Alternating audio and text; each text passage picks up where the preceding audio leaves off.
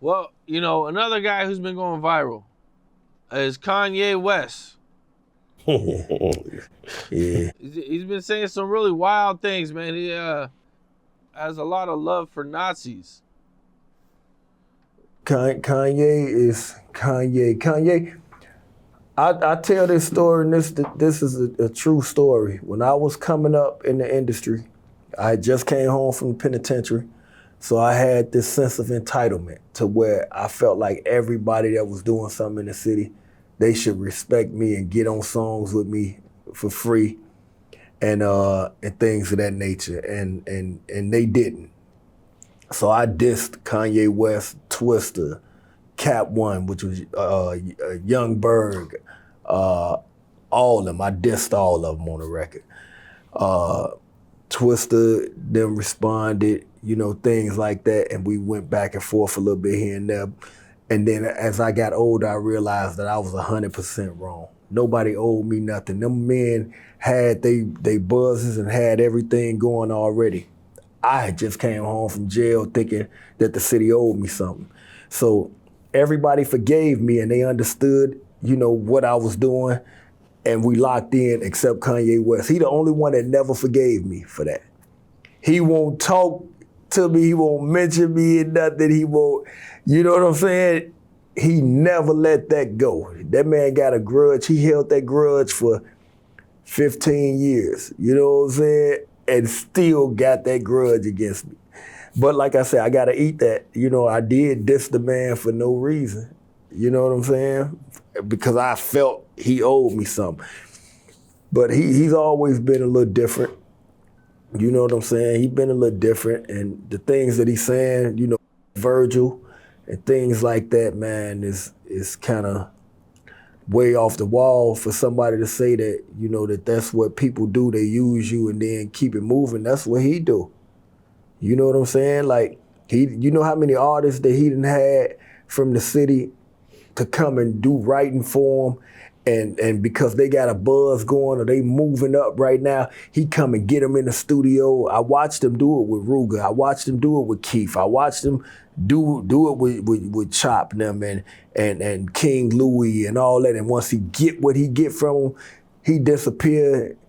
Tell him he gonna get on songs with him and things like that. And you never hear those songs come out. You never see them produced. You know what I'm saying? And then he disappeared. They can't even get in contact with him. So I'm not the biggest Kanye fan. I rock with him because he's from Chicago and I support my city. But I feel it's a lot of flawed actions with what he do. When he tells people he's gonna get on songs and he doesn't do it, do they still back away from him at this point, or do they still mess with him because he's Kanye?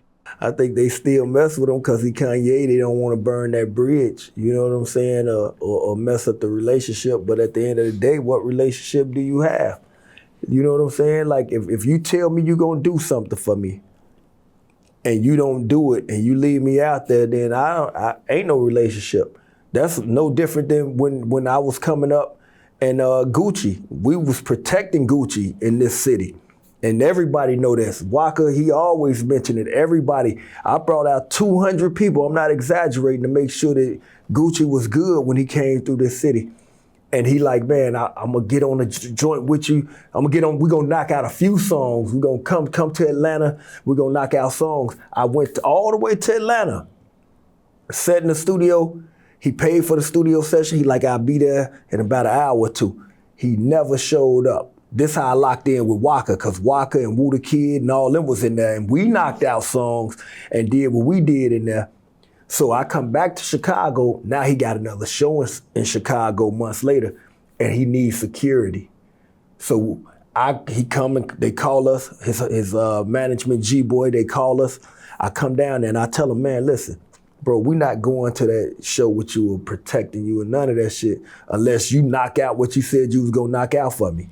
He say, man, we'll do it later after the show. I say, nah, we need to do it before the show.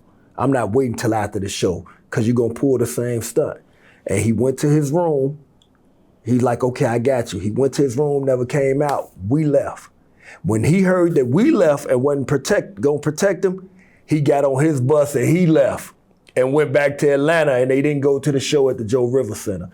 JoJo Capone and was up there waiting on him. When they hit me like, man, y'all with him? I'm like, nah, we ain't with him. He fooled. And he went home. JoJo, everybody, they can verify all that. Like, this is all facts. So it's like, if you promise me something, because I'm a man of my word, so if I say I'm gonna do something, or if I give you my word about something, I stand on that, even if I gotta hurt myself to get it done. That's what I respect. I respect stand-up men who word means something. You know what I'm saying? I don't backdoor my homies. I don't snake my friends. If I call you a brother or say I rock with you, I genuinely rock with you. And that's just me. And that's what I respect. What's up? This is Capone. We got more content like this coming soon. So hit that like button, subscribe, and stay locked in to Capone News.